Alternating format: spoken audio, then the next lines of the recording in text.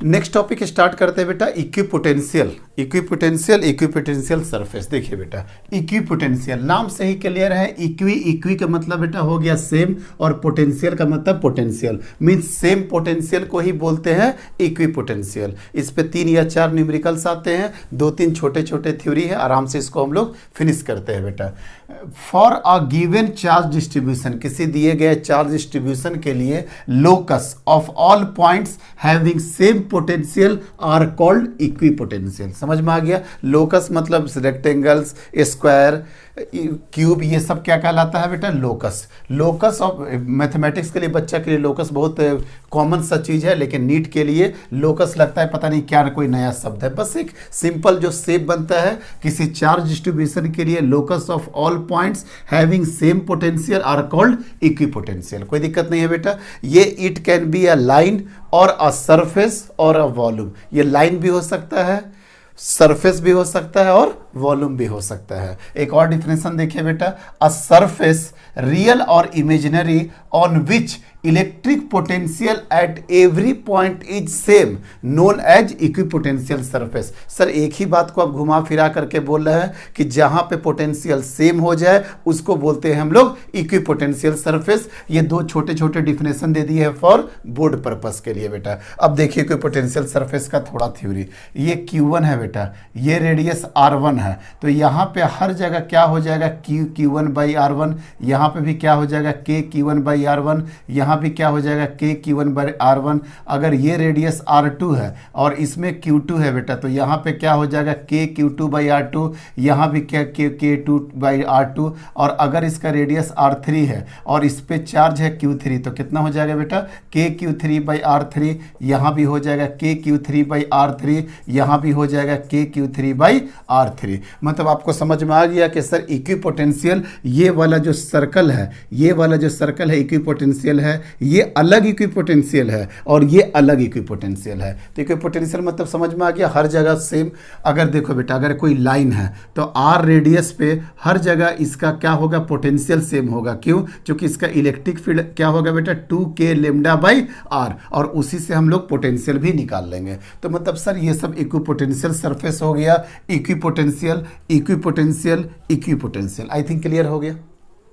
कुछ इसके प्रॉपर्टीज देखते हैं बेटा। Properties number 1, electric lines of force या electric field lines. Electric lines of force या electric fields line are always perpendicular to the equipotential surface. मतलब अगर इक्विपोटेंशियल सरफेस है, अगर कोई इक्विपोटेंशियल सरफेस है, तो उसके इलेक्ट्रिक लाइंस ऑफ फोर्स हमेशा क्या होंगे बेटा? परपेंडिकुलर होंगे। ऑलवेज क्या होगा? परपेंडिकुलर होगा। सर ये कैसे बता सकते हैं? देखो बेटा, VA माइनस VB पता है सर, डेल्टा VBA, यही हो गया पोटेंशियल डिफरेंस, बराबर क्या लिखेंगे बेटा? Minus integration of E.dr। कहाँ से कहाँ? B से लेकर के A तक, डॉट प्रोडक्ट है बेटा बीच में।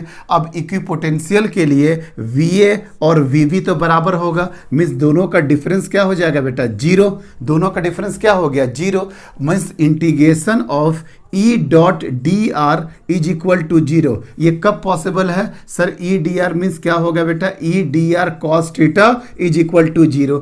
E 0 हो नहीं सकता है कहीं पे, dr 0 नहीं हो सकता है, तो थीटा इज इक्वल टू क्या होगा बेटा? आपका 90 डिग्री। मीन्स समझ में आ गया ना? इक्विपोटेंशियल सरफेस, कोई भी सरफेस हो, ये इक्विपोटेंशियल अगर सरफेस है, तो अगर इक्विपोटेंशियल सरफेस है तो इलेक्ट्रिक फील्ड लाइंस क्या होना चाहिए बेटा? इसके जस्ट परपेंडिकुलर होना चाहिए। ये कंफर्म बात है, हमेशा याद रखिएगा कि इलेक्ट्रिक लाइंस ऑफ फोर्स या electric field lines equipotential surface के परपेंडिकुलर में होगा। और पूरी तरीका से आपके सामने प्रूफ है।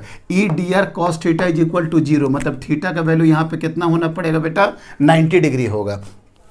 एक ऑप्शन है कि इलेक्ट्रिक फील्ड हो ही ना, लेकिन यहाँ पे तो हम बोले ना कि electric lines of force generate करना है, तो इलेक्ट्रिक लाइंस ऑफ फोर्स अगर आ रहा तो E तो होगा ही, dr कभी 0 नहीं हो सकता है, मतलब cos थीटा ही 0 होगा। और cos थीटा किस कंडीशन में 0 होगा? मस थीटा और सॉरी E और R के बीच में कितना एंगल होना चाहिए बेटा? 90 डिग्री का। मतलब अगर ये इक्विपोटेंशियल लाइन है तो R का कोई छोटा सेगमेंट dr ये है, और अगर ये इक्विपोटेंशियल है बेटा, अगर हर जगह पोटेंशियल V वी है तो इलेक्ट्रिक लाइंस ऑफ फोर्स को क्या होना चाहिए, परपेंडिकुलर होना चाहिए। आई थिंक एकदम क्लियर हो गया। सेकंड पॉइंट एकदम क्लियर, हमेशा याद रखिएगा बेटा इसको। If a charge carried from one point two another, अगर किसी चार्ज को एक पॉइंट से अदर पॉइंट पे लेकर के आते हैं ऑन इक्विपोटेंशियल सरफेस, देन इसका एक्सटर्नल वर्क डन या इलेक्ट्रोस्टैटिक्स वर्क डन जीरो होता है। मिस इक्विपोटेंशियल सरफेस पे आपको किसी तरह का कोई भी वर्क डन नहीं करना पड़ेगा। सर इसको कैसे आप बोल सकते हैं,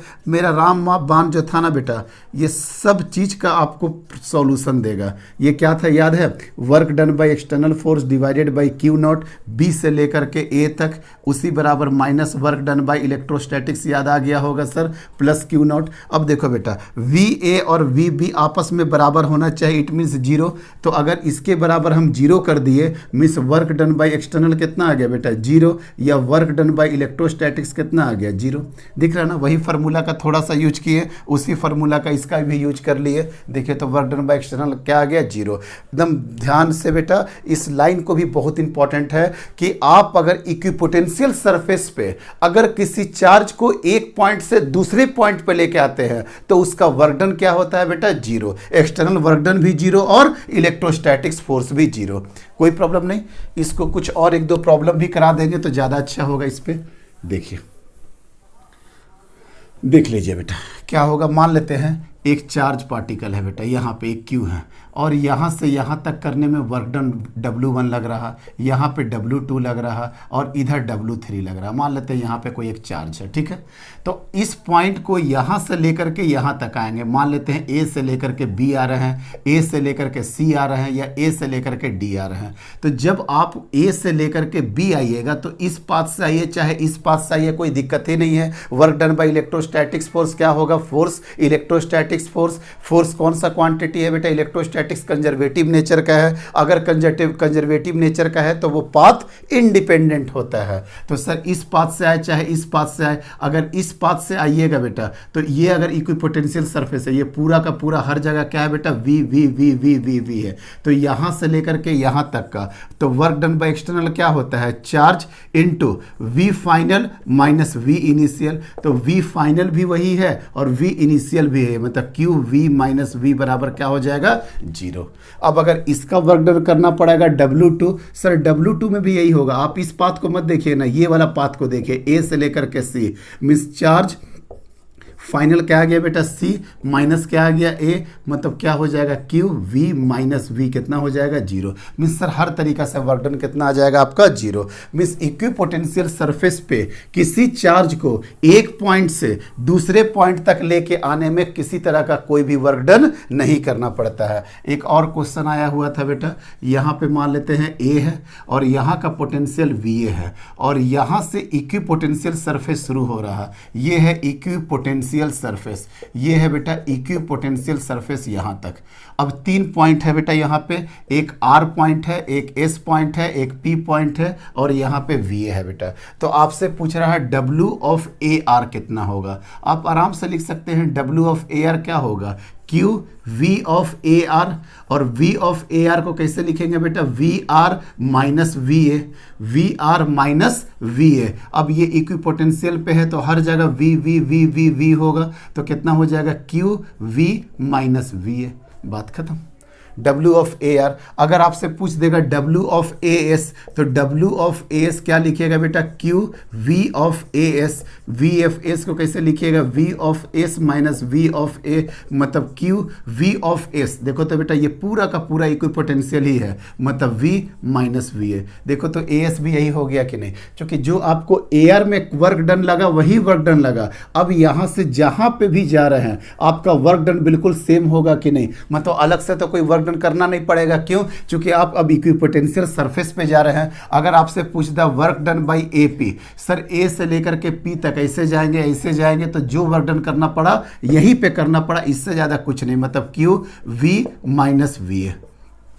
आराम से निकाल भी सकते थे, Q V of A P, और वी ऑफ ए पी क्या लिखेगा, V P minus V A, P पे क्या हो जाएगा वी, और ए पे क्या हो गया V A. I think clear हो गया, तीन प्रॉपर्टी जो आपके सामने क्लियर हो गया। Electric lines of force always perpendicular to the equipotential surface. The second one which कि वर्क डन आपको कुछ भी नहीं करना पड़ेगा अगर आप इक्विपोटेंशियल सरफेस के एलोंग जाते हैं। और थर्ड पॉइंट जो कि बड़ा इंपॉर्टेंट है बेटा, two equipotential never intersect each other, मतलब दो इक्विपोटेंशियल लाइन कभी भी आपस में इंटरसेक्ट नहीं करेंगे। क्यों नहीं करेंगे बाबू, कि देखो ये तो ब्लैक वाला हो गया बेटा, तो ये ब्लैक वाला हो गया और एक ब्लू वाला हो गया, ठीक है, एक ब्लैक हो गया एक ब्लू हो गया, तो ये इक्विपोटेंशियल वाला है बेटा, इक्विपोटेंशियल 1। तो इस पॉइंट पे अगर हमको देखना होगा इलेक्ट्रिक फील्ड, तो इसका परपेंडिकुलर इधर भागेगा, इसका परपेंडिकुलर इधर भागेगा, कोई दिक्कत नहीं है बेटा। और ब्लैक वाला क्या है आपके पास, सर ब्लैक वाला मेरे पास है इक्विपोटेंशियल 2,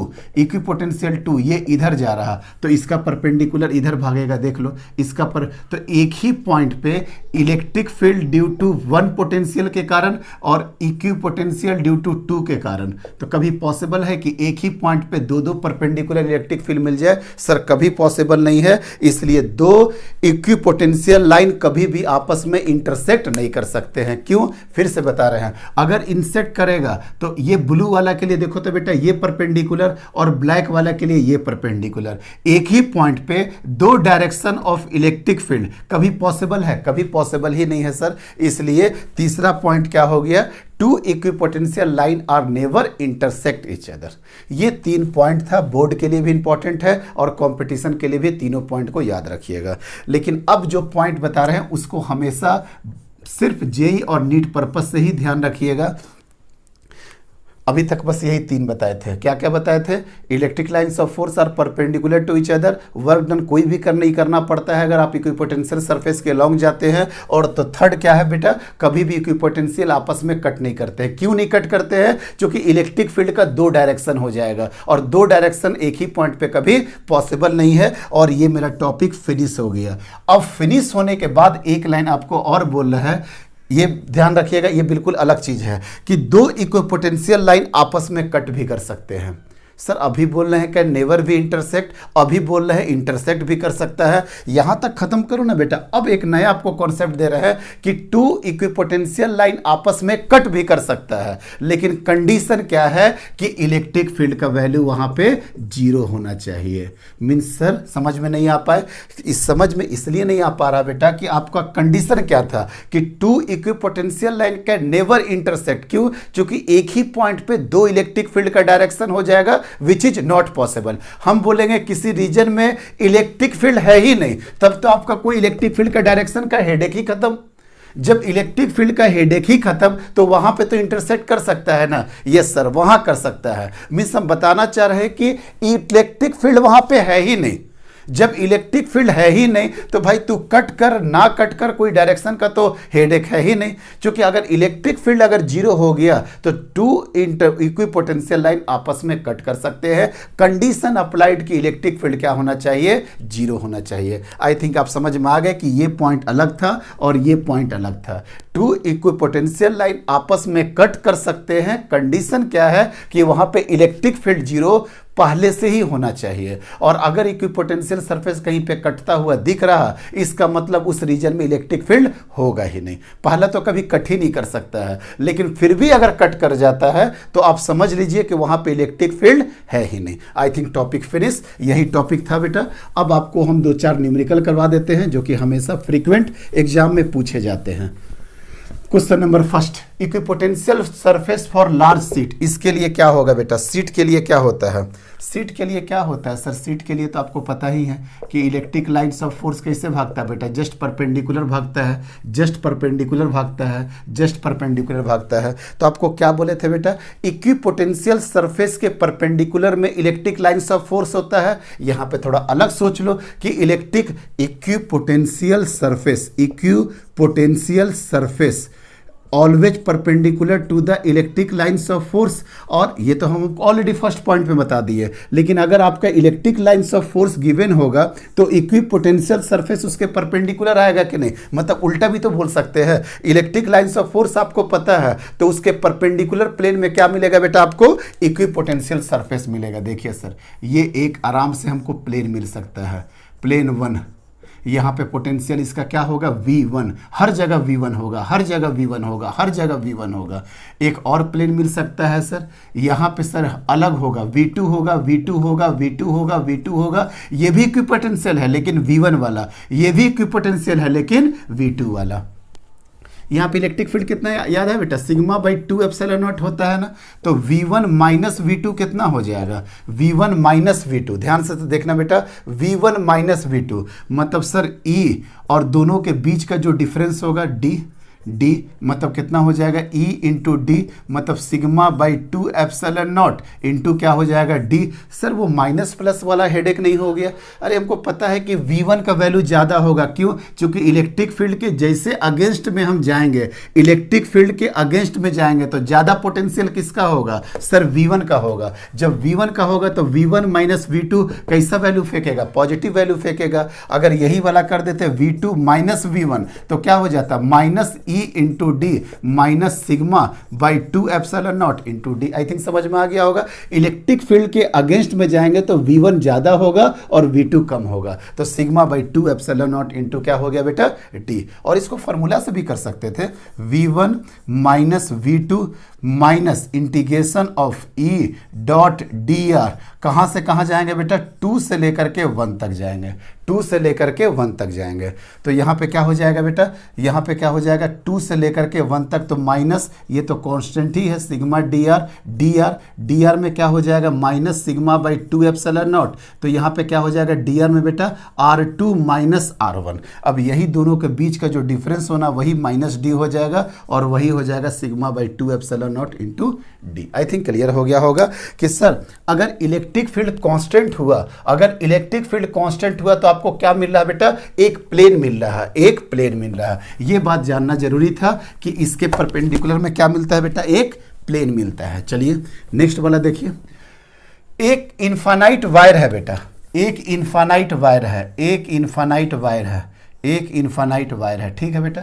इनफाइनाइट वायर में कैसे होगा बेटा, ये R1 दूरी पे, R1 दूरी पे एक आपको सिलेंडर टाइप का शेप मिल जाएगा और इस सिलेंडर में हर जगह इलेक्ट्रिक फील्ड, देखो ना बेटा, चूंकि R दूरी पे है तो हर जगह इलेक्ट्रिक फील्ड सेम होगा कि नहीं, सर यहाँ पे भी इलेक्ट्रिक फील्ड सेम। और ये क्या होगा बेटा, इसके परपेंडिकुलर होगा, ऑलवेज परपेंडिकुलर होगा। तो आप सोच करके देखो ना, एक लाइन है, लाइन से इस तरह से फील्ड निकल रहा, तो इसके परपेंडिकुलर में क्या होगा बेटा, एक सिलेंडर ही तो आपको मिलेगा ना, एक सिलेंडर ही आपको मिलेगा। और मान लेते हैं अगर हम बोले कि R2 दूरी पे, सर R2 दूरी पे भी वही मिलेगा और ये क्या बन जाएगा, को एक्सियल सिलेंडर।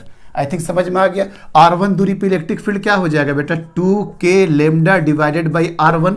यहाँ R2 दूरी पे क्या बन जाएगा बेटा, 2k lambda divided by R2। अब दिख रहा ना, ये मत, पहला तो क्वेश्चन यही है कि अगर एक लाइन हो तो यहाँ पे आपका इक्विपोटेंशियल सरफेस कैसा मिलेगा, इक्विपोटेंशियल सरफेस एक आपको सिलेंडर की तरह मिलेगा। एक बात हमेशा ध्यान रखिए पूरे फिजिक्स में, अगर पॉइंट होता है तो स्फेरिकल, अगर लाइन होता है तो सिलेंड्रिकल। क्योंकि आगे आपको वेव ऑप्टिक्स में पढ़ाएंगे बेटा, हम आपको आगे वेव ऑप्टिक्स में पढ़ाएंगे वेव फ्रंट कैसे बनता है, स्फेरिकल वेव फ्रंट बनता है और सिलेंड्रिकल वेव फ्रंट बनता है। चलिए वो आगे का बात है। तो E1 पता, E2 पता, और E1 E2 के बीच में हर जगह आपको वेरिएशन मिलेगा कि नहीं बेटा, हर जगह वेरिएशन मिलेगा। अब बताओ ज्यादा कौन होगा, V1 ज्यादा होगा या V2 ज्यादा होगा। सर हमको पता चल गया V1 माइनस V2 ज्यादा होगा। Integration of E dot D are, integration of E dot D are, तो इंटीग्रेशन ऑफ E डॉट, अगर ये माइनस के साथ करोगे बेटा, माइनस के साथ करोगे तो कोई बात नहीं, ले लो बेटा 2 वाला पॉइंट और 1 वाला पॉइंट। इट मीन्स दैट ये R2 ले लेंगे और इसको क्या ले लेंगे, R1। पूरा प्रोसेस से जाओ, अपने आप ये माइनस प्लस मिल करके खत्म हो जाएगा। देखिएगा R1 माइनस तो क्या हो जाएगा बेटा माइनस, किसी इलेक्ट्रिक फील्ड बीच में आर्बिट्री लेना पड़ेगा, किसी R डिस्टेंस पे आपको एक सिलेंडर डायग्राम ड्रॉ करना पड़ेगा। ये सब ऑलरेडी आपको डिस्कस कर चुके हैं। 2k lambda by R into D R, कहाँ से कहाँ तक बेटा, R2 से लेकर के R1 तक, कोई दिक्कत नहीं है। तो बताइए क्या हो जाएगा, -2k लेमडा और डी आर बाई आर का क्या हो जाएगा, ln r, लॉगरिथमिक बेस में e, R2 से लेकर के R1 तक। अब जब आप इसका कैलकुलेशन करिएगा तो -2k lambda ln R1 divided by R2, चूंकि यहाँ पे होता है बेटा ln R1 minus ln R2, और ln R1 minus ln R2 क्या हो जाएगा, R1 बाई R2। और जब इसको बदलेंगे ना बेटा, ये R1 बाई R2 पता है ये निगेटिव फेंकेगा, क्यों, क्योंकि R1 का वैल्यू कम है और इसका वैल्यू ज़्यादा है, इसलिए इसको पॉजिटिव में लाने के लिए 2k lambda divided by ln R2 by R1। इसका आंसर यही हो गया V1 माइनस V2 बराबर 2k lambda ln R2 divided by R1। यही इसका आंसर है। क्यों सर, पॉजिटिव आएगा, R2 ज़्यादा है ना बेटा, R2 ज़्यादा है और R1 कम है, तो यहाँ पे पॉजिटिव वैल्यू आएगा। आई थिंक एकदम बिल्कुल क्लियर हो गया सर। यस सर, ये भी क्लियर हो गया। अच्छा सवाल था बेटा। अगर इलेक्ट्रिक फील्ड कांस्टेंट होगा तो आपको प्लेन मिलेगा, और अगर इलेक्ट्रिक फील्ड पॉइंट होगा तो स्फेरिकल मिलेगा। देखिए ना बेटा, इलेक्ट्रिक फील्ड अगर आपका कांस्टेंट हुआ, ये सब कई बार ऑब्जेक्टिव में पूछ सकता है, तो आपको एक प्लेन मिलेगा, किसी भी प्लेन में, XY प्लेन में, YZ प्लेन में, ZX प्लेन में। अगर पॉइंट हुआ कुछ तो आपको जो इक्विपोटेंशियल सरफेस मिलेगा बेटा स्फेरिकल मिलेगा, और अगर लाइन होगा तो आपको कैसा मिलेगा बेटा, सिलेंड्रिकल मिलेगा, सिलेंड्रिकल मिलेगा। आई थिंक क्लियर हो गया होगा, ठीक है। चलिए अब और आगे देखिए बेटा, एक फार्मूला और जो कि आप लोग जानते हैं, इलेक्ट्रिक फील्ड बराबर क्या होता है बेटा, change in potential divided by D. अभी कितना पढ़ा है ना, E बराबर क्या था, minus dV by D R, ये था ना। तो इसी को क्या कर दिए बेटा, इसी को कर दिए माइनस dV, मतलब change in V, positive quantity रखेंगे बेटा यहाँ पे, और डी आर का मतलब क्या हो गया, दोनों के बीच का डिस्टेंस। आराम से समझ में आ गया ये, और हमेशा याद रखोगे, बहुत आगे यूज पड़ेगा, E बराबर V बाई डी, ये पोटेंशियल डिफरेंस बाई डी, इसीलिए इसका यूनिट क्या होता है, वोल्ट पर मीटर। ऑलरेडी आपको बता भी चुके हैं, वोल्ट पर मीटर। ये सब बातों ध्यान रखोगे। ये माइनस साइन इसलिए हटाएंगे कि यहाँ पे सिर्फ और सिर्फ पॉजिटिव वैल्यू देख लेंगे, क्योंकि आपको एक लाइन हमेशा याद होगा कि इलेक्ट्रिक फील्ड लाइंस किधर जाता है बेटा, ऑलवेज डिक्रीजिंग पोटेंशियल के तरफ जाता है, या इलेक्ट्रिक फील्ड के अगेंस्ट में आएंगे, इलेक्ट्रिक फील्ड के अगेंस्ट में आएंगे तो पोटेंशियल बढ़ता जाता है, मतलब along the electric field potential घटता जाता है, या इलेक्ट्रिक फील्ड उधर ही भागता है जिधर लोअर पोटेंशियल है। कितने लाइन को तो आपको समझा रहे हैं, हर तरीका से डील करके। आप इलेक्ट्रिक फील्ड इधर है और पोटेंशियल इसके अगेंस्ट में जाएगा तो बढ़ते जाएगा, मतलब अगेंस्ट इलेक्ट्रिक फील्ड पोटेंशियल बढ़ता है, means along electric field potential क्या हो जाता है बेटा, बढ़ते जाता है। तो यहाँ पे पोटेंशियल क्या होगा, मींस अगर पोटेंशियल अगर घट रहा, अगर पोटेंशियल घट रहा means along the electric field और अगेंस्ट द इलेक्ट्रिक फील्ड। हमेशा याद रखिएगा, ये कई बार आपको डील कर चुके हैं, हमको बार बार डील करना पड़ता है। यहाँ पे V1, यहाँ पे V2, यहाँ पे V3, किसका पोटेंशियल सबसे ज़्यादा होगा सर, V3 का ज़्यादा होगा V2 से, और V2 का ज़्यादा होगा V1 से। V4 का क्या होगा सर, V2 और V4 बराबर होंगे, और V3 क्या होगा सर, बड़ा होगा V1 से। क्यों, क्योंकि यहाँ पे ज़्यादा आपका एक्सटर्नल वर्क डन करना पड़ा कि नहीं लाने में किसी भी चीज़ को। Yes sir, miss electric field हमेशा कहाँ जा रहा है बेटा, हमेशा देखोगे तो डिक्रीजिंग पोटेंशियल के तरफ जा रहा है कि नहीं। इलेक्ट्रिक फील्ड हमेशा कहाँ जा रहा है बेटा, आपका डिक्रीजिंग पोटेंशियल के तरफ जाता है। Electric lines of force always कहां जाता है बेटा, डिक्रीजिंग पोटेंशियल के तरफ जाता है, डिक्रीजिंग पोटेंशियल के तरफ जाता है। आई थिंक सारे मैटर क्लियर हो गया। 2 क्वेश्चन और है बेटा, उसको भी जल्दी से हम लोग सॉल्व करके हटाते ही हैं, ठीक है। तो बताइए इसका आंसर क्या होगा, क्वेश्चन का पहले सॉल्यूशन देखिए, इसका क्या होगा, find electric field in the region. देखिए बेटा फिर से हमको ड्रॉ करना पड़ेगा, हम सारा ड्रॉ तो नहीं कर रहे हैं, बस वहाँ पे आप देख लीजिएगा। इस तरीका से है बेटा, ये वाला कोऑर्डिनेट है 0 -10, मतलब नीचे है इसलिए -10। ये क्या है बेटा 0 और 10, और ये क्या है 30 वोल्ट, ये क्या है बेटा 10 वोल्ट, ये क्या है -10 वोल्ट, और इधर क्या था बेटा ये है -30 वोल्ट। ठीक है। अब हमेशा देखिए बेटा, ये पहले ये बात बताइए कि इलेक्ट्रिक फील्ड का डायरेक्शन क्या होगा। सबसे पहले तो आप ये बता दीजिए कि इलेक्ट्रिक फील्ड का डायरेक्शन क्या होगा। सर इलेक्ट्रिक फील्ड का डायरेक्शन क्या होगा, डिक्रीजिंग पोटेंशियल की तरफ। देखो तो बेटा पोटेंशियल घटते जा रहा कि नहीं, पोटेंशियल घटते जा रहा कि नहीं, पोटेंशियल घटते जा रहा कि नहीं। और ऑलवेज देखो बेटा इक्विपोटेंशियल सरफेस का हर जगह परपेंडिकुलर बना है कि नहीं। यस सर, हर जगह परपेंडिकुलर बनाया है। तो अब देख लो बेटा, यहाँ पे अगर देखना है तो देख लीजिए किस तरीके से कर रहे हैं, ऑलवेज डिक्रीजिंग पोटेंशियल। देखो बेटा, और ये एंगल कितना है बेटा, 37 डिग्री, 37 डिग्री। थोड़ा सा समझिएगा, जैसे जैसे ज्योमेट्री समझा रहे हैं समझते जाइएगा ज्योमेट्री किस तरीके से कर रहे हैं। ये वाला दूरी कितना हो गया बेटा 10, ये वाला दूरी कितना हो गया 10, ये 37 और ये 90, मतलब ये कितना हो गया 53, और ये आपस में है तो ये कितना हो गया बेटा 37 डिग्री। मतलब आपका जो बना है बेटा ये इसी तरीक़ा से बना है, ये 10 ये 37 डिग्री।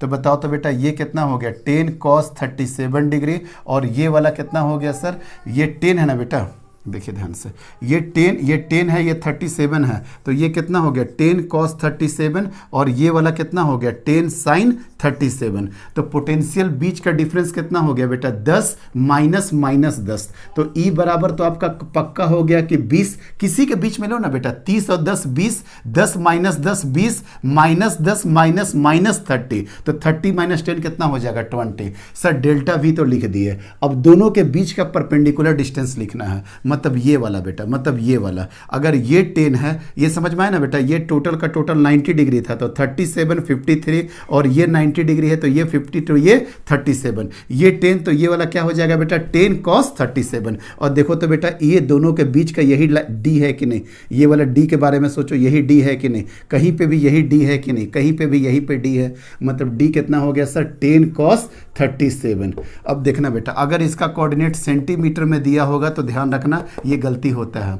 ऊपर में तो हो गया 20 वोल्ट, 10 cos 37 कितना होता है बेटा, cos 37 होता है 4/5, तो ये 5 2 कटा बेटा, और ये कितना हो गया 4 5 हो गया बेटा, और ये हो गया 2.5, मतलब 2.5 वोल्ट पर सेंटीमीटर, क्योंकि ये वाला जो कोऑर्डिनेट है सेंटीमीटर में है, मतलब ये हो जाएगा बेटा 240 वोल्ट पर मीटर, 250 वोल्ट पर मीटर। कोई दिक्कत नहीं है, 250 वोल्ट पर मीटर। लेकिन ये 250 कैसे आया है बेटा, ये देखिए, आई थिंक समझ में आ गया। इलेक्ट्रिक फील्ड का डायरेक्शन यही है, इलेक्ट्रिक फील्ड का डायरेक्शन ये है बेटा, यही इलेक्ट्रिक फील्ड का डायरेक्शन है। तो ये वाला कितना एंगल है बेटा 53 डिग्री एंगल है, मतलब ये कितना एंगल हो गया 53 डिग्री, मतलब ये हो जाएगा 250 cos 53, और ये वाला हो जाएगा बेटा 2550 sin 53। तो इसका आंसर क्या हो जाएगा जल्दी बताइए बेटा, इसका आंसर हो जाएगा इलेक्ट्रिक फील्ड का 250 cos 53 I माइनस 250 sin 53 क्या हो जाएगा बेटा आपका J।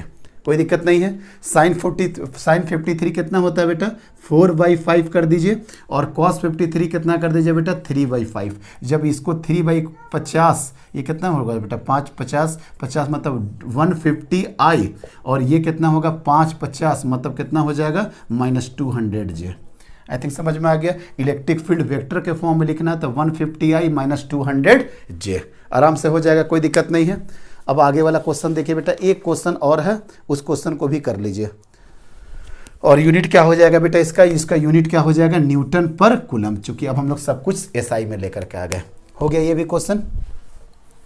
अब देखिए थोड़ा सा कचड़ा हुआ होगा, एक क्वेश्चन हम किए, एक क्वेश्चन आप लोग ट्राई कर लो। देखो बेटा एक क्वेश्चन और है आपके सामने, एक क्वेश्चन आपके सामने और है, वो भी आसान सा क्वेश्चन है। विजिबिलिटी है ना, ये हो गया 10, ये हो गया 20, लेकिन सेंटीमीटर में, ये सेंटीमीटर में बताइए तो बेटा, ये हो गया 20 वोल्ट, ये हो गया 30 वोल्ट, ये हो गया 40 वोल्ट। अब आपको पता लग गया होगा बेटा कि इसका इलेक्ट्रिक फील्ड कहाँ जाएगा बेटा, ऑलवेज डिक्रीजिंग पोटेंशियल, मतलब सर ऑलवेज डिक्रीजिंग पोटेंशियल, ऐसे पकड़ेगा बेटा, ऐसे पकड़ेगा। और देखो तो हर जगह परपेंडिकुलर हो रहा है कि नहीं, हर जगह देखो ब्लैक और रेड। ये वाला क्या हो गया बेटा इलेक्ट्रिक फील्ड लाइंस, और ये क्या हो गया इक्विपोटेंशियल सरफेस। अब देखना तो बेटा ये वाला कितना दिया हुआ 30 डिग्री, पकड़ लो बेटा आराम से, इसी ट्रायंगल में करके देख लो आराम से, बहुत इजीली समझ में आ जाएगा। क्या हो गया बेटा 20 और 30, तो दोनों के बीच का डिफरेंस कितना हो गया 10, 30 20 के बीच का डिफरेंस कितना हो गया 10। अब ये वाला कितना है बेटा 10, अब ये 10 है और ये एंगल 30 डिग्री है, तो ये कितना हो जाएगा बेटा 10 cos 30 डिग्री, और ये कितना हो जाएगा 10 sin 30 डिग्री। तो आपको कौन सा लेना होगा डिस्टेंस, यही दोनों के बीच में, मतलब 10 sin 30 डिग्री। लेकिन ध्यान रखना बेटा ये वोल्ट पर सेंटीमीटर में होगा, तो कितना हो जाएगा बेटा 10 10 कट गया, sin 30 2, मतलब 2 ऊपर जा करके 2 वोल्ट पर सेंटीमीटर, यही कितना हो जाएगा बेटा 2 वोल्ट पर मीटर। कोई दिक्कत नहीं है, 2 वोल्ट पर मीटर, 200 वोल्ट पर मीटर आ गया बेटा आपका, ठीक है। और कोई क्वेश्चन, अच्छा इसको वेक्टर के फॉर्म में भी कर दे, इसको वेक्टर के फॉर्म में करेंगे तो ये कितना आ जाएगा, ये वाला कौन सा क्वेश्चन था 20 वोल्ट वाला है ना, ये 20 वोल्ट वाला, एक मिनट बेटा, इसका आ जाएगा वही 200 वाला ही, मतलब जस्ट चेक कर रहे हैं वैल्यू, ठीक है। 200 वोल्ट के आसपास इसका भी आगे, आसपास का मतलब एग्जैक्ट आ ही गया 200 वोल्ट पर मीटर। अब इसका कैसे निकालेंगे बेटा, इलेक्ट्रिक फील्ड वाला देखना, इलेक्ट्रिक फील्ड आपका ऐसे है, एंगल देखो बेटा कैसे है, ध्यान देना बेटा कि इस तरीक़ा से कैसे होगा, ये 30 डिग्री है, ये 30 डिग्री है, ये 90 डिग्री होगा बेटा, ये 30 ये 90, तो ये वाला कितना हो जाएगा 60 डिग्री, ऐसे भी बोल सकते हो। मतलब अगर इसको एंगल लिखना है तो एंगल कैसे लिखेंगे, देखो ना बेटा ये 30 है तो इसके जस्ट परपेंडिकुलर जाएगा इलेक्ट्रिक फील्ड, ये तो आपस में परपेंडिकुलर होगा, तो 9 3 120, तो ये कितना हो जाएगा बेटा 60 डिग्री, मतलब ई और ये वाला एंगल कितना हो जाएगा बेटा 60 डिग्री। तो इसको कैसे लिखेंगे, ई cos 60 डिग्री माइनस आई प्लस ई साइन 60 डिग्री प्लस जे। बहुत तरीका है बेटा लिखने का इसका, कॉस में भी लिख सकते हो, साइन में भी लिख सकते हो, जैसे मर्जी करता है लिखो। यही इसका प्रोसेस हो गया कि दोनों का बीच का परपेंडिकुलर डिस्टेंस लेना है और दोनों के बीच का आपको डिफरेंस ले लेना है बेटा, ठीक है।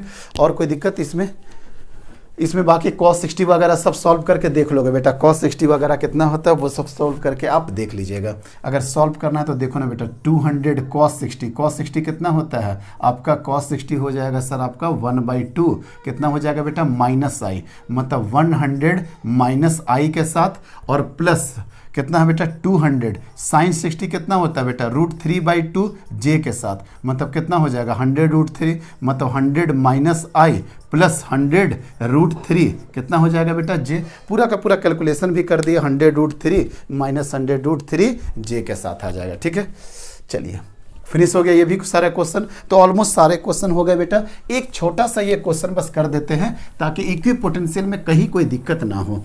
बस देखो बेटा लास्ट क्वेश्चन है, find separation between 2 charges shown in figure. देखो बेटा 2 इक्विपोटेंशियल सरफेस है और आपस में देखो तो इंटरसेक्ट कर रहा कि नहीं, यस सर इंटरसेक्ट कर रहा। देखो ना बेटा, अब बोलोगे कि सर ये तो वॉयलेट कर गया मेरा रूल का, अरे वॉयलेट तो कर ही गया, बात बिल्कुल सही आप बोल रहे हैं कि सर ये वॉयलेट तो कर ही गया रूल का, कभी भी आपस में इंटरसेक्ट नहीं कर सकते हैं। लेकिन ये क्वेश्चन दिया हुआ है, इक्विपोटेंशियल लिखा हुआ, मींस कुछ ना कुछ तो बात होगा। सर अगर ये इंटरसेक्ट कर दिया मतलब यहां पे इलेक्ट्रिक फील्ड 0 होना चाहिए, इलेक्ट्रिक फील्ड 0 होना चाहिए, तो ले लो ना बेटा ये R1 ले लो, ये R2 ले लो, तो यहाँ पे इलेक्ट्रिक फील्ड 0 कितना, यही R है। R इज इक्वल टू क्या निकालना है बेटा आपको, R1 plus R2, find separation between 2 charges. तो यहाँ पे इलेक्ट्रिक फील्ड को 0 करो, KQ1 divided by R1 square बराबर क्या हो जाएगा बेटा, 0 करने के लिए KQ2 बाई R2 स्क्वायर, मतलब यहाँ से R1 बाई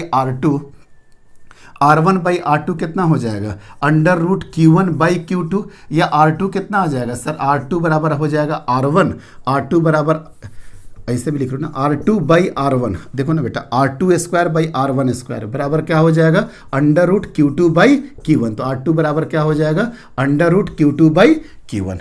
कोई दिक्कत नहीं बेटा। अब पोटेंशियल तो हर जगह का सेम होगा, क्यों, चूंकि इक्वी पोटेंशियल है, तो इक्वी पोटेंशियल कितना हो जाएगा sir KQ by R1 plus KQ by R2, potential तो यही हो जाएगा ना किसी भी पॉइंट पे, Q1 के वजह से R1, इसके वजह से यहाँ पे तो इलेक्ट्रिक फील्ड 0 होगा, क्यों, क्योंकि आपस में कट कर गया, कभी तो कट करना नहीं चाहिए, तो KQ by R1 plus KQ by R2, KQ by R1 plus KQ by R2, R2 के जगह पे R1 √Q2 divided by Q1। जब इसको सॉल्व करोगे तो कितना आ जाएगा बेटा, KQ1 Q2 KQ1 by R1, ये हो गया बेटा K बाई R1 R1 अब ऊपर चला जाएगा, ऊपर क्या जाएगा बेटा रूट Q1। अच्छा ये Q2 से कट करके भी ऊपर में ही हो जाएगा बेटा Q1 Q2। देखिए ना रूट Q1 ऊपर और ये Q2 रूट के साथ कट जाएगा तो Q1 into Q2। I think R1 का वैल्यू आ गया बेटा। R1 कॉमन कर लोगे और डिटेल में करें क्या होगा, R1 को इधर ले लो, R1 कॉमन हो गया ना, तो R1 यहाँ पे ले लो तो क्या हो जाएगा बेटा K/V और ब्रैकेट में क्या आ जाएगा Q1 plus under root Q1 into Q2। अब बेटा अगर पता है R2 निकालोगे ना, यही मेथड से R2 निकालोगे तो यही आ जाएगा K/V, Q1 के जगह पे Q2 और Q1 के जगह पे Q1 Q2, तो यहाँ पे कोई दिक्कत ही नहीं है। आगे R1 R2 तो टोटल R कितना आ जाएगा बेटा, टोटल R कितना आ जाएगा जल्दी बताइए सर। दोनों को जोड़ दीजिए ना, दोनों को जोड़ दीजिए। K/V1 क्या आ जाएगा बेटा Q1 प्लस Q2 प्लस कितना हो गया 2 अंडर रूट Q1 Q2। अब इसको ऐसे भी लिखा जा सकता है K/V square root Q1 plus square root Q2 का होल स्क्वायर। बहुत अच्छा क्वेश्चन था बेटा जेई के लायक कि इक्विपोटेंशियल सरफेस कभी भी इंटरसेक्ट नहीं करता है। इंटरसेक्ट किया मतलब इलेक्ट्रिक फील्ड यहाँ पे जीरो होना चाहिए और पोटेंशियल ऐड करके इसको सॉल्व कर लीजिए। इस तरीके से इस सीरीज का ये लेक्चर नंबर 8 फिनिश हुआ बेटा। अब हम लोग चलेंगे इलेक्ट्रोस्टैटिक्स ऑफ कंडक्टर में, प्रॉपर्टीज ऑफ कंडक्टर में, सेल का प्रॉब्लम, अर्थिंग का प्रॉब्लम, शेयरिंग का प्रॉब्लम, अब ये सब डील करेंगे।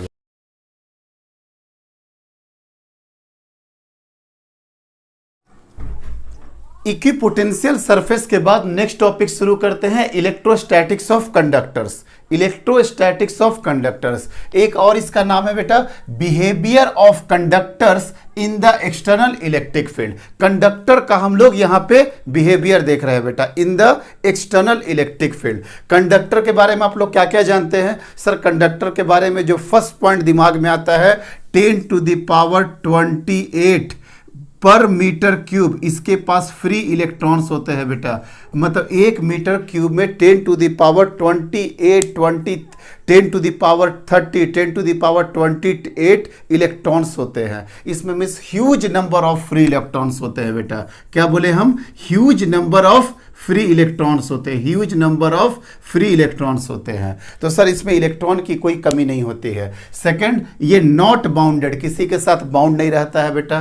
Third, free from attraction of nucleus, nucleus के साथ कोई इसका अट्रैक्शन नहीं। या पता है ना K shell, L shell, M shell, N shell, ये सब बहुत दूर हो जाते हैं आपका न्यूक्लियस से। और यही फ्री इलेक्ट्रॉन रिस्पॉन्सिबल है आपका चार्ज ट्रांसफर के लिए और एनर्जी ट्रांसफर के लिए। चार्ज ट्रांसफर में क्या बताया था बेटा भाई? Positively charge body, negatively charge body, और एनर्जी ट्रांसफर के लिए भी यही फ्री इलेक्ट्रॉन रिस्पॉन्सिबल है। तो आई थिंक आपको समझ में आ गया बेटा कि कंडक्टर क्या होता है। ऑलरेडी पहले से भी कई बार बता चुके हैं कंडक्टर इंसुलेटर में क्या फर्क है। Huge number of electrons, not bounded, free from attraction of nucleus, responsible of charge and energy transfer to. Clear हो गया सर? ये कंडक्टर का प्रॉपर्टी था। अब हम इलेक्ट्रोस्टैटिक्स ऑफ कंडक्टर देखते हैं कि एक्सटर्नल इलेक्ट्रिक फील्ड में अगर किसी कंडक्टर को रखा जाए तो उसके बिहेवियर क्या क्या होते हैं। The very first one, electric field inside the conductor is zero. ये आप लोग कई बार पढ़ा चुके हैं बेटा हम, लेकिन आज इसको थोड़ा सा एक पहलू चेंज करेंगे। किस वे में समझाते हैं? Electric field inside the conductor is zero और inside a conductor electrostatic field is zero. थोड़ा समझने का कोशिश करिए तो बेटा एक्सप्लेनेशन यहां से है, एक्सप्लेनेशन यहां से है बेटा। देखिए एक प्लेट है बेटा, पॉजिटिवली प्लेट है प्लस सिग्मा, और ये है बेटा माइनस सिग्मा। ठीक है sir, plus sigma minus sigma. अब इस प्लस सिग्मा के कारण यहाँ पे बीच में इलेक्ट्रिक फील्ड क्या होगा बेटा? बीच में मतलब इस एरिया में कितना हो जाएगा सर? Sigma by two epsilon not. और इस माइनस सिग्मा के कारण भी कितना हो गया sir? Sigma by two epsilon naught. Miss यहाँ पे टोटल फील्ड कितना हो गया सर? टोटल अगर जोड़ दिया जाए तो sigma by epsilon naught, sigma by two epsilon naught. मतलब यहाँ पे इलेक्ट्रिक फील्ड कितना हो गया बेटा? Sigma by two epsilon naught plus sigma by two epsilon naught. ये हो गया बेटा sigma by epsilon naught. Means sir in between कितना होता है बेटा? Sigma by epsilon naught. Sir in between समझ में आ गया कि इन बिटवीन इलेक्ट्रिक फील्ड इस डायरेक्शन में होगा। कितना होगा सर? सिग्मा/एप्सिलॉन नॉट। कोई दिक्कत नहीं है। अब हम लोगों ने क्या किया बेटा? एक मटेरियल जो कि कंडक्टर है उसको ला करके इसके प्लेट के बीचों बीच में रख दिए। प्लेट के बीचों बीच रख दिए। कोई बात नहीं सर। आपका एक्सटर्नल फील्ड किधर था सर? सर एक्सटर्नल फील्ड इस डायरेक्शन में था, पूरा का पूरा ई एक्सटर्नल इधर के डायरेक्शन में था, ई एक्सटर्नल इधर के डायरेक्शन में था। अब आप ही बताओ बेटा, ये आपको भी पता है कि पॉजिटिव चार्ज इलेक्ट्रिक फील्ड के डायरेक्शन में फ्लो होता है और निगेटिव चार्ज इलेक्ट्रिक फील्ड के जस्ट अगेंस्ट में जाएगा। इलेक्ट्रिक फील्ड अगर आपका इधर है तो पॉजिटिव चार्ज इसी साइड जाएगा और निगेटिव चार्ज जस्ट उसके ऑपोजिट साइड जाएगा। ये ऑलरेडी आप लोग जानते हैं। तो आप बताइए बेटा कि इलेक्ट्रिक फील्ड इधर हो गया, तो ये अगर कंडक्टर है, अगर ये कंडक्टर है तो इसका पॉजिटिव किधर जाएगा सर? इसका इधर जाएगा। और निगेटिव किधर जाएगा सर? इधर जाएगा। कोई दिक्कत नहीं है, पॉजिटिव उधर निगेटिव इधर। तो सारा इलेक्ट्रॉन भागते भागते भागते भागते भागते भागते भागते कहां पे आ गया? सारा का सारा इलेक्ट्रॉन इधर आ गया सर, सारा का सारा इलेक्ट्रॉन इधर आ गया और सारा का सारा पॉजिटिव चार्ज उधर भाग गया। लेकिन ये लाइन मेरा कहना गलत है, पॉजिटिव चार्ज अपने जगह पे ही रहा, वो कहीं हिलडुल नहीं करता है बेटा। सारा जब निगेटिव इधर हो गया तो ऑटोमेटिकली पॉजिटिव इधर आ जाएगा सर, पॉजिटिव आ जाएगा, कोई दिक्कत नहीं है।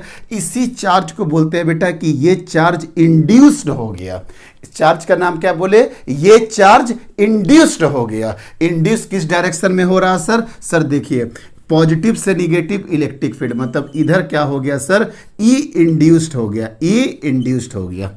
आ रहा बात समझ में? देखो बेटा, जैसे आप स्विच को अभी स्विच मेरा ऑफ था, स्विच मेरा ऑफ था तो इलेक्ट्रिक फील्ड ई एक्सटर्नल इधर लग रहा था, बस यही सिस्टम में था। और जैसे मेरा स्विच ऑन हुआ बेटा, जहां मेरा स्विच ऑन हो गया, ई एक्सटर्नल इधर था, due to induce charge means सारा का सारा निगेटिव इलेक्ट्रिक फील्ड के जस्ट ऑपोजिट में और positive along the same direction. Positive कहीं नहीं चला है बेटा, पॉजिटिव वही का वही है। सारा का सारा निगेटिव इधर दौड़ गया तो ऑटोमेटिकली पॉजिटिव यहां पे बच गया। ये ई इंड्यूस इधर हो गया, ई इंड्यूस इधर हो गया। अब बेटा जहां स्विच ऑन किए, एक्सटर्नल तो आपका इसी डायरेक्शन में था, एक्सटर्नल तो सर इसी डायरेक्शन में था, ई इंड्यूस इधर के डायरेक्शन में बन गया। और बेटा वेरी इंस्टेंटेनियस मोमेंट में, वेरी फ्रैक्शन ऑफ सेकंड में ई एक्सटर्नल बराबर क्या हो जाता है बेटा? ई एक्सटर्नल बराबर क्या हो जाएगा? ई इंड्यूस्ड, ई इंड्यूस हो जाएगा। तो ई नेट कितना हो जाएगा बेटा? ई नेट बराबर क्या हो जाएगा सर? ई एक्सटर्नल माइनस ई इंड्यूस, और दोनों जब आपस में बराबर है तो इलेक्ट्रिक फील्ड क्या हो जाएगा बेटा? Zero. Means E net electric field कितना हो गया बेटा? यहां पे आपका जीरो इलेक्ट्रिक फील्ड नेट हो गया। आई थिंक क्लियर हो गया। इंड्यूस इलेक्ट्रिक फील्ड इस डायरेक्शन में हुआ, ई एक्सटर्नल इधर हो गया। सर वेरी इंस्टेंटेनियस प्रोसेस है, फ्रैक्शन ऑफ सेकंड में ई एक्सटर्नल ई इंड्यूस के बराबर हो जाएगा। अब ये बराबर क्यों हो जाएगा बेटा? ये भी क्वेश्चन बच्चे पूछते हैं। बेटा ये कंडक्टर है, पहले ही बोले कि इसके पास नंबर ऑफ फ्री इलेक्ट्रॉन्स की कोई कमी नहीं है, भर भर के सारा इलेक्ट्रॉन बेटा इधर आ गया। तो इसके अकॉर्डिंगली तुरंत इलेक्ट्रॉन क्या करता है बेटा? एडजस्ट कर लेता है और ई एक्सटर्नल ई इंड्यूस के बराबर होता है और इनसाइड द कंडक्टर क्या हो जाता है? Electric field is zero. इससे पहले भी एक्सप्लेन किए थे, लेकिन आज बताने का तरीका बिल्कुल अलग था। तो इनसाइड द कंडक्टर क्या हो गया बेटा? द इंटीरियर कहा inside a conductor electrostatic field is zero. I think पहला पॉइंट पूरी तरीका से एक्सप्लेन हो गया बेटा। हाँ सर, ये एक्सप्लेन हो गया इलेक्ट्रिक फील्ड वाला, लेकिन बेटा तरीका बिल्कुल अलग किए थे हम। चलिए, फर्स्ट नंबर एक्सप्लेन आपके सामने हो गया। सेकंड नंबर पढ़ो बेटा। सेकंड नंबर क्या बोल रहा? Charge always reside on the outer surface of a conductor. आप जाकर के देखिए बेटा बेसिक प्रॉपर्टीज ऑफ चार्ज में वहीं पे बताए थे, charge always resides on the outer surface of the conductor. It means that NCERT के लैंग्वेज में the interior of a conductor, conductor के अंदर can have no excess charge. अब कई लोग बोलते हैं कंडक्टर के अंदर चार्ज ही नहीं होता। अरे चार्ज तो होता है, पॉजिटिव नेगेटिव न्यूट्रल होता है। कंडक्टर के अंदर न्यूट्रल होता है सारा मामला। इसीलिए ये वर्ड पे ध्यान दीजिएगा बेटा, no excess charge, excess charge नहीं होगा कोई भी। The interior of a conductor can have no excess charge in the static situation. एकदम परफेक्ट लाइन यही है, the interior of a conductor can have no excess charge in the static situation. चलिए sir, इसको भी explain कर लेते हैं बेटा। सबसे पहले तो इसका एक्सप्लेन करने का तरीका यही है कि सर ये कोई कंडक्टर है, इसके अंदर में मान लेते हैं कि एक गॉसियन सरफेस ले लेते हैं। ये क्या है बेटा, गॉसियन सरफेस है, ये रेडियस आपका r है, ठीक है। अभी बस हम इतना ही दूर तक करते हैं तो क्या होगा बेटा, integration of E dot D R is equal to क्या हो जाता है बेटा, charge enclose divided by epsilon not. अगर ये कंडक्टर है, अगर ये कंडक्टर है तो इलेक्ट्रिक फील्ड इनसाइड क्या होगा बेटा, जीरो। अगर ये जीरो होगा तो charge inside divided by epsilon not, तो चार्ज इनक्लोज क्या हो जाएगा बेटा आपका, जीरो। मतलब इनसाइड द कंडक्टर कोई भी चार्ज नहीं होगा या कोई भी एक्सेस चार्ज नहीं होगा। चार्ज तो हो सकता है, पॉजिटिव निगेटिव मामला न्यूट्रल है, कोई भी एक्सेस चार्ज नहीं होगा, वो सारा का सारा बाहर निकल जाएगा बेटा, कोई दिक्कत नहीं है। चलिए इसको समझने का दूसरा तरीका देखो बेटा, इसके समझने का दूसरा तरीका देखो। मान लेते हैं कोई क्यू चार्ज अंदर में है, सपोज कोई क्यू चार्ज अंदर में है, मान लेते हैं। तो जहां क्यू चार्ज होगा बेटा, इलेक्ट्रिक फील्ड यहां से ओरिजिनेट होगा, इलेक्ट्रिक फील्ड इधर से ओरिजिनेट होगा। तो जैसे इलेक्ट्रिक फील्ड चारों डायरेक्शन में होगा बेटा, चारों डायरेक्शन में इलेक्ट्रिक फील्ड आ गया सर, चारों डायरेक्शन में। अब जहां इलेक्ट्रिक फील्ड हो गया बेटा, ये कंडक्टर है, इसके पास एक्सेस इलेक्ट्रॉन, फ्री इलेक्ट्रॉन्स का कोई कमी ही नहीं है। जैसे इलेक्ट्रिक फील्ड आया, सारा का सारा इलेक्ट्रॉन भागता भागता भागता भागता आते आते आते आते इसको तुरंत का तुरंत खत्म कर देगा। मतलब सारा जितना निगेटिव है बेटा, सारा का सारा दौड़ लगा दिया कि चलो इसको खत्म करो। ये सारा का सारा निगेटिव कहां चला गया, यहां पे बीच में सेंटर पे। क्यों? क्योंकि सर इलेक्ट्रिक फील्ड इधर, इलेक्ट्रिक फील्ड इधर, तो इलेक्ट्रॉन कहां दौड़ेगा, जस्ट उसके ऑपोजिट साइड। और जहां ऑपोजिट साइड आया, तुरंत क्यू को क्या कर दिया बेटा, न्यूट्रलाइज कर दिया। मतलब कैपिटल क्यू क्या हो गया, जो भी एक्सेस चार्ज था, पहले पॉजिटिव निगेटिव सब था कंडक्टर में, अगर एक्सेस चार्ज कोई क्यू आया, तुरंत आकर के इलेक्ट्रॉन क्या किया बेटा, इसको न्यूट्रलाइज किया। और इलेक्ट्रॉन किधर से आया था बेटा, इधर से सब का सब इलेक्ट्रॉन आया था, तो सारा का सारा पॉजिटिव चार्ज कहां चला जाएगा बेटा, आउटर सरफेस के पास। क्यों? क्योंकि जब इलेक्ट्रॉन भाग करके आकर के इसको बर्बाद ही कर दिया, तो इलेक्ट्रॉन ने तो अपना जगह छोड़ दिया कि नहीं। तो इलेक्ट्रॉन अपना जगह छोड़ेगा तो क्या बच जाएगा, पॉजिटिव। मतलब बीच में जहां पे चार्ज देखा, इलेक्ट्रिक फील्ड ऐसे, इलेक्ट्रॉन भागा उल्टे डायरेक्शन में और आते के साथ क्यू को तुरंत मार दिया। और जहां से निगेटिव आया था वहां पे क्या बन गया बेटा, पूरा का पूरा आपका पॉजिटिव चार्ज बन गया। आई थिंक सेकंड पॉइंट भी पूरी तरीके से क्लियर हो गया। नो नीड टू, अब इसके बाद कोई एक्सप्लेनेशन की जरूरत नहीं है सर। चलो, no need to explain further. चलिए point number third, outside a charge conductor. ये भी सेकंड पॉइंट भी क्लियर हो गया बेटा आपका सर, सेकंड पॉइंट भी हो गया। थर्ड वाला क्या बोला बेटा, outside a charge conductor field lines perpendicular to the surface. ये भी आपको बता चुके हैं एनसीईआरटी का लैंग्वेज में, at the surface of a charge conductor electric field must be normal to the surface at every point. It means that, यही बोलना चाह रहा बेटा कि अगर ये कोई कंडक्टर है, ये कोई कंडक्टर है, तो जितना इलेक्ट्रिक फील्ड लाइंस होगा सब का सब क्या होगा सर, परपेंडिकुलर होगा या नॉर्मल टू द सरफेस होगा, या नॉर्मल टू द सरफेस होगा।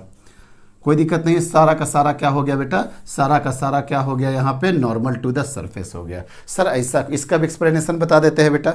देखिए सबसे बेसिक एक्सप्लेनेशन जो कि ऑलरेडी हम आपको बता भी चुके हैं, कि मान लेते हैं कि इलेक्ट्रिक फील्ड लाइंस ऐसे हो गया, मान लेते हैं इलेक्ट्रिक लाइंस ऑफ फोर्स ऐसे हो गया। अब ये क्या हो रहा है बेटा कि ये इस सरफेस से थीटा बना रहा, ये इलेक्ट्रिक फील्ड, तो ये वाला कंपोनेंट क्या हो गया सर, ई कॉस थीटा। और इस पॉइंट का परपेंडिकुलर में कौन सा कंपोनेंट आ गया, ई साइन थीटा। इधर आ गया ई कॉस थीटा, इधर आ जाएगा ई साइन थीटा। कोई बात नहीं सर। तो आप ही बताओ बेटा, अब यहाँ पे चार्ज था, अब ये कंडक्टर था तो यहाँ पे चार्ज था सरफेस पे, सारा सरफेस पे चार्ज होगा। तो अब जब सारा सरफेस पे चार्ज होगा तो F बराबर क्या होता है बेटा, Q इंटू ई। और ये सरफेस के पैरेलल में ई कॉस थीटा है और यहीं पे चार्ज है बेटा, इसी सरफेस पे चार्ज है। तो ये चार्ज और ई कॉस थीटा ये वाला मिल करके फोर्स एग्जर्ट कर देगा, और फोर्स एग्जर्ट करेगा तो इलेक्ट्रॉन इस डायरेक्शन में अपने सरफेस के लॉन्ग राउंड मारना शुरू कर देगा कि नहीं बेटा। क्यों? चूंकि इलेक्ट्रिक फील्ड आपको मिल ही गया और क्यू भी आपके पास ही है, तो यहाँ पे फोर्स लग करके इलेक्ट्रॉन देखो तो बेटा इस तरीके से चलना शुरू कर दिया कि नहीं, देख लो और क्या इलेक्ट्रोस्टैटिक कंडीशन में क्या कंटिन्यूअस चार्ज मूवमेंट अलाउड है? बिल्कुल नो सर। सर आपने तो बताया था कि इलेक्ट्रोस्टैटिक्स में चार्ज मूव भी कर सकता है, लेकिन एक कंडीशन दिए थे क्षणिक भर के लिए, थोड़े से इंस्टेंट ऑफ टाइम के लिए। ये नहीं कि चल रहा तो चल रहा, चल रहा तो चल रहा। अगर ये चलना देखना होगा बेटा तो मेरा इलेक्ट्रोस्टैटिक्स के बाद स्टार्ट करेंगे इलेक्ट्रिक करंट, वहां पे पूरा का पूरा चार्ज को हम चारों तरफ मूव कराएंगे। मीन्स सर किसी भी कंडीशन में ई कॉस थीटा पॉसिबल नहीं है। It means that E cos theta हमेशा क्या होना चाहिए, जीरो होना चाहिए। मतलब कॉस थीटा कितना होना चाहिए, जीरो होना चाहिए। मतलब थीटा कितना होना चाहिए, 90 डिग्री। मतलब परपेंडिकुलर होना चाहिए कि नहीं, मतलब ये वाला कंपोनेंट नहीं होना चाहिए। मीन्स हमेशा कौन सा कंपोनेंट होगा सर, ई साइन थीटा वाला। थीटा 90 रखोगे तो ई साइन 90 कितना हो जाएगा, ई। आई थिंक क्लियर हो गया। 90 डिग्री एग्जैक्ट होना चाहिए बेटा। अगर 89 डिग्री भी हो गया तो एक कंपोनेंट बना देगा अलोंग द सरफेस, और वो अलोंग द सरफेस वाला चार्ज को वो मूव कराना शुरू कर देगा। आई थिंक कोई दिक्कत नहीं है, आराम से समझ में आ गया होगा। एक और अच्छा सा एक्सप्लेनेशन है बेटा, लेकिन वो एक्सप्लेनेशन ऑलरेडी आपको समझ में आ जाएगा। अगर आपको याद हो तो इनसाइड में और सरफेस पे पोटेंशियल कंडक्टर में सेम होता था कि नहीं? Yes sir. मतलब इनसाइड में हर पॉइंट पे V V V V V और सरफेस पे भी सेम होता था वी वी वी। तो क्या हो जाता था बेटा, डेल्टा वी बराबर minus integration of E dot D are, और ये क्या हो जाएगा sir, E D R cos theta. Conductor के लिए डेल्टा वी क्या होना चाहिए बेटा, जीरो होना चाहिए। अगर इलेक्ट्रिक फील्ड लाइंस निकालना है, आर भी चाहिए, तो कॉस थीटा को कितना होना पड़ेगा सर, 0 डिग्री होना पड़ेगा। इसलिए थीटा को कितना होना पड़ेगा बेटा, 90 डिग्री पर होना पड़ेगा। तो ये सरफेस आता है इक्विपोटेंशियल सरफेस का। इक्विपोटेंशियल मतलब same potential inside the conductor and the surface of the conductor. ये मेंटेन करने के लिए थीटा का वैल्यू 90 डिग्री। मतलब सर देखो, ये इक्विपोटेंशियल सरफेस हो गया बेटा, इसके परपेंडिकुलर इलेक्ट्रिक फील्ड लाइंस हो गया, और ये छोटा छोटा डी आर है, ये छोटा छोटा D R D R D R D R D R D R, और ये इक्विपोटेंशियल सरफेस तो इलेक्ट्रिक फील्ड लाइंस ऐसे। इक्विपोटेंशियल सरफेस तो देखो तो बेटा, ये डी आर और ये ई के बीच में 90 डिग्री, ये डी आर ये ई के बीच में 90 डिग्री। मतलब समझ में आ गया सर क्या एक्सप्लेनेशन है। दो तरीका से तीनों को बेटा हर तरह के मेथड से समझा दिए, ताकि आपको एक तो ये बोर्ड का भी टॉपिक बहुत इंपॉर्टेंट है, दूसरा अगर आप नीट आईआईटी की तैयारी करते हैं तो इस प्रॉपर्टी से लेकर के फ्रीक्वेंट क्वेश्चन पूछे जाते हैं। हम बार बार बोल रहे हैं कि यही सेम टू सेम प्रॉपर्टी नहीं पूछने वाला आपसे, लेकिन इस प्रॉपर्टी से रिलेटेड अभी हम नेक्स्ट क्लास में आपको गॉस थ्योरम, सेल का प्रॉब्लम, अर्थिंग का प्रॉब्लम, शेयरिंग का प्रॉब्लम सब करवाएंगे, और यही कंडक्टर के प्रॉपर्टीज के बेसिस पे, जहां पे हम कैविटी का बात करेंगे, इलेक्ट्रोस्टैटिक शील्डिंग की बात करेंगे, कैविटी के अंदर चार्ज दे दे तो आउटर सरफेस पे कितना होता है, ये सारी के सारी बात आपके साथ हम करने वाले हैं। ठीक है बेटा, तीनों का एक्सप्लेनेशन हो गया सर? यस सर, कोई दिक्कत नहीं है। नेक्स्ट पॉइंट पढ़िए बेटा, 3 पॉइंट आपके सामने खत्म कर दिए। चौथा नंबर क्या है बेटा, electrostatic potential is constant through out the volume of the conductor. Yes, conductor अगर नॉन कंडक्टर होता बेटा तो ये लाइन बिल्कुल वैलिड नहीं होता। Electrostatic potential is constant through out the volume of the conductor and has the same value on its surface. ये बात आपको कई बार बता चुके हैं बेटा, दोबारा बता रहे हैं, देख लीजिए। यहाँ पे होता है के क्यू बाई आर, सरफेस पे कितना होता है sir, K Q by are. और अगर अंदर में जाएंगे तो अंदर पे भी हर एक पॉइंट पे के Q by are, K Q by are, K Q by are, अंदर में भी यही होता है अगर ये पॉजिटिव चार्ज क्यू हो और ये आर रेडियस का हो।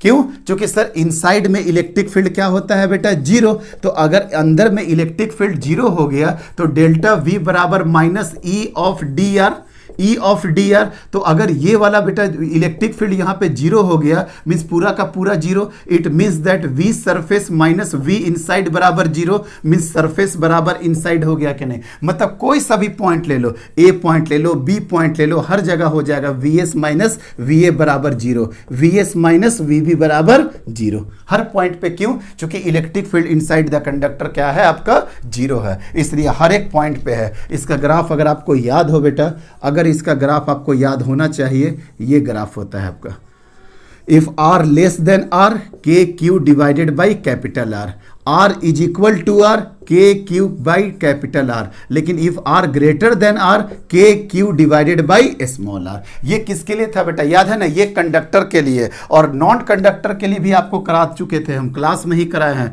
नॉन कंडक्टर के लिए भी, नॉन कंडक्टर के लिए क्या होता है बेटा, ये वाला ग्राफ होता है। याद आ रहा है ना, याद आ रहा सर? Yes sir. ये वी, ये वाला पॉइंट कितना हो जाएगा सर, 3/2 के क्यू बाई आर। ये एकदम सेंटर पे होता है, 0 पे। R is equal to, R पे क्या होता है sir, sir K Q by capital R, और इधर क्या होता है sir K Q by small R, मतलब R greater than R less than are.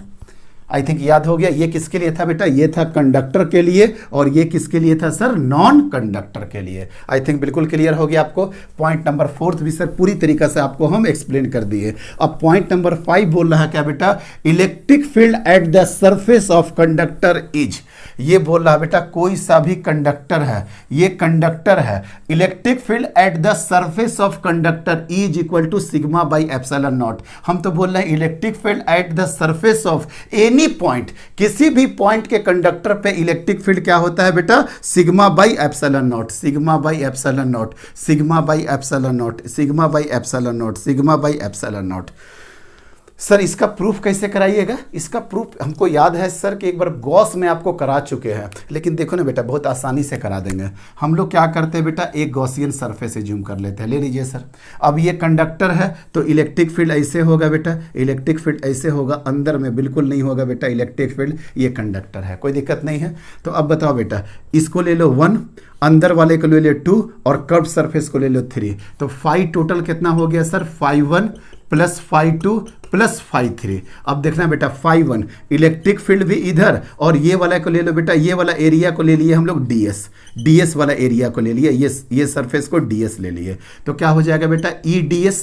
क्यों सर, डॉट होता है ना बीच में, अरे देखो ना बेटा ds भी इसी डायरेक्शन में, तो 0 डिग्री हो गया ना, तो ई ds कॉस 0 डिग्री, कोई दिक्कत नहीं है। सर फाई 2, सर ये 2 का क्या हो जाएगा, इस 2 के लिए 0 हो जाएगा बेटा, क्यों, क्योंकि सर इस 2 के लिए इलेक्ट्रिक फील्ड क्या हो गया, इनसाइड द कंडक्टर फंस गया, तो ये 0 हो गया। और 3 के लिए बेटा, 3 के लिए देखिए ds इसका परपेंडिकुलर और e इसका इधर, मतलब e ds cos 90 डिग्री, तो cos 90 क्या हो गया बेटा 0, मतलब फाई टोटल कितना हो गया बेटा e इंटू ds, और टोटल फाई गॉस क्या बोला था बेटा, charge enclose divided by epsilon not. तो चार्ज इनक्लोज कितना हो जाएगा बेटा, चार्ज इनक्लोज हो जाएगा सिग्मा इंटू एरिया, अगर टोटल चार्ज हो तो सिग्मा इंटू एरिया, और एलिमेंट्री का बात करेंगे तो Q बराबर सिग्मा इंटू ds, तो क्या हो जाएगा sigma into ds divided by epsilon not.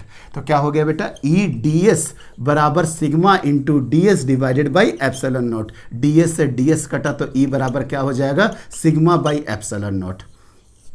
Sir ये तो समझ में आ गया। सर ये क्या किए हैं, हम कुछ नहीं किए हैं बेटा, यहाँ पे आपको एक यूनिट वेक्टर दे दिए हैं, क्यों, क्योंकि इसका डायरेक्शन भी तो होता है ना, जो कि ऑलरेडी हम लोग 3rd पॉइंट में डील कर चुके हैं कि इलेक्ट्रिक फील्ड लाइंस कंडक्टर पे क्या होता है, हमेशा आउटवर्ड होता है और परपेंडिकुलर होता है, वही शो कर रहा आउटवर्ड और परपेंडिकुलर को। ऐसे लिख दो ना बेटा, ई बराबर sigma by epsilon not and always perpendicular to the conductor surface, outward और परपेंडिकुलर हो गया डायरेक्शन के साथ। अभी हम क्लास ले रहे थे बेटा, तो एक बच्चा पूछा मेरे से, ध्यान दीजिएगा अभी क्वेश्चन को, वो बोला कि सर ये गॉसियन सरफेस ना लेकर के अगर हम ऐसा गॉसियन सरफेस ले लें तब क्या दिक्कत है सर, तब तो इलेक्ट्रिक फील्ड अंदर में 0 नहीं होगा। हम बोले हाँ बेटा 2 वाला पॉइंट चेंज हो जाएगा, 3 वाला पॉइंट में तो कोई दिक्कत नहीं। क्वेश्चन समझ में आया ना क्या बोला, वो बोला कि सर इस तरह का गॉसियन सरफेस ले लिए पार करते हुए, तो क्या गलत हो जाएगा, बिल्कुल गलत नहीं होगा बेटा, ध्यान से देखिए क्या हो जाएगा।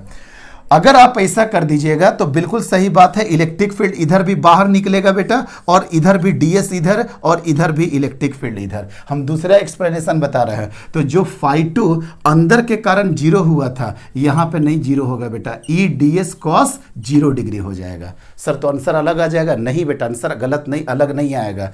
तो अब देखो तो बेटा ई ds और ई ds कितना हो गया, 2EDS हो जाएगा, 2DS हो जाएगा। लेकिन अब ध्यान दीजिएगा बेटा, चार्ज जो इनक्लोज्ड है, अब यहाँ पे भी चार्ज आपको मिलेगा और यहाँ पे भी चार्ज मिलेगा। देखो ना बेटा, यहाँ पे भी चार्ज मिल रहा आपको और यहाँ पे भी चार्ज मिल रहा, मतलब सिग्मा DS यहाँ भी मिलेगा और यहाँ पे भी आपको सिग्मा DS मिलेगा। तो ये जो 2 हो ना बेटा, ये जो Q होगा, अब ये Q क्या हो जाएगा, 2 इंटू सिग्मा इंटू DS। अब देख बेटा 2 कट जाएगा, तो एक्सप्लेनेशन आई थिंक यही हो जाएगा, क्योंकि आप बाहर निकाल चुके हैं ना, तो पहले एक जगह सिग्मा इंटू ds मिल रहा था, अब जब बाहर किए तो ये तो मिल रहा, लेकिन इसके साथ सिग्मा इंटू ds भी तो मिल जा रहा।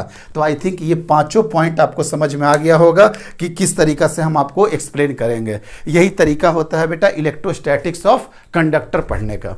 आई थिंक क्लियर हो गया। तो ये टॉपिक था बेटा इलेक्ट्रोस्टैटिक्स ऑफ कंडक्टर। अब हम लोग इसके बाद देखेंगे कि कैविटी के अंदर चार्ज लेकर के आ जाएंगे, वो चार्ज कैसे बाहर जाएगा। पहला प्रॉब्लम तो वो। दूसरा प्रॉब्लम हम इस तरह का प्रॉब्लम करवाएंगे बेटा, ये देखो ये एक सेल है, दूसरा सेल है, तीसरा सेल है, इसको हम Q दे दिए, इसको TQ दे दिए, इसको -3Q दे दिए। तो ये सेल है, तो इस पे टोटल सरफेस कितना हो जाएगा, 1 surface, 2 surface, 3 surface, 4 surface, 5 surface और 6 सरफेस। टोटल इसके पास 6 सरफेस हो जाएगा बेटा। अब सोचो कैसे हमको हैंडल करना है। 6 सरफेस हो जाएगा, या कभी किसी सेल को हम 2-3 सेल को हम क्या करेंगे, आपस में कनेक्ट कर देंगे, इसको और इसको कनेक्ट कर दिए, या कभी किसी को हम अर्थिंग बना देंगे, मतलब अर्थिंग का कॉन्सेप्ट, शेयरिंग ऑफ चार्ज का कॉन्सेप्ट, ये सारे का कॉन्सेप्ट अब हमको इंक्लूड करके इसको सॉल्व करना है। ये पांचों प्रॉपर्टी बस आप ध्यान में रखिएगा बेटा। ये पांचों प्रॉपर्टी से हम लोग आराम से बिल्डिंग बना देंगे। नेक्स्ट 1 घंटा का लेक्चर सिर्फ और सिर्फ प्रॉब्लम पे होगा कि सेल के अंदर क्या क्या कॉन्सेप्ट है, अर्थिंग लगा देंगे तो उसके अंदर का क्या कॉन्सेप्ट होगा, प्लेट के अंदर का क्या कॉन्सेप्ट है, सिर्फ न्यूमेरिकल होगा इसके बेसिस पे।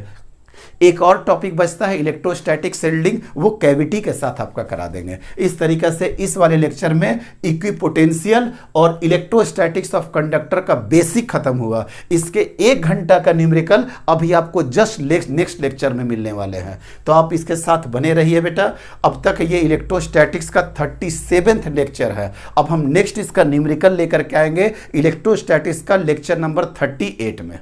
और उसके बाद क्या पढ़ा देंगे सर, उसके बाद एक टॉपिक जो हमेशा से छूटा हुआ है, उसका नाम है बेटा डाइपोल। डाइपोल पढ़ा देंगे, और डाइपोल के बाद आपको पढ़ाएंगे motion of charge particle in electric field. अगर आपका प्रोजेक्टाइल का अगर कॉन्सेप्ट क्लियर है तो वो प्रोजेक्टाइल का वहां पे काफी अच्छे तरीके से यूज होगा। देखिएगा दोनों को आपस में कैसे हम कंबाइंड करेंगे। तो इसी के साथ बेटा हम इस लेक्चर को फिनिश करते हैं। नेक्स्ट लेक्चर में आप इसके न्यूमेरिकल्स देखिए। Thank you very much.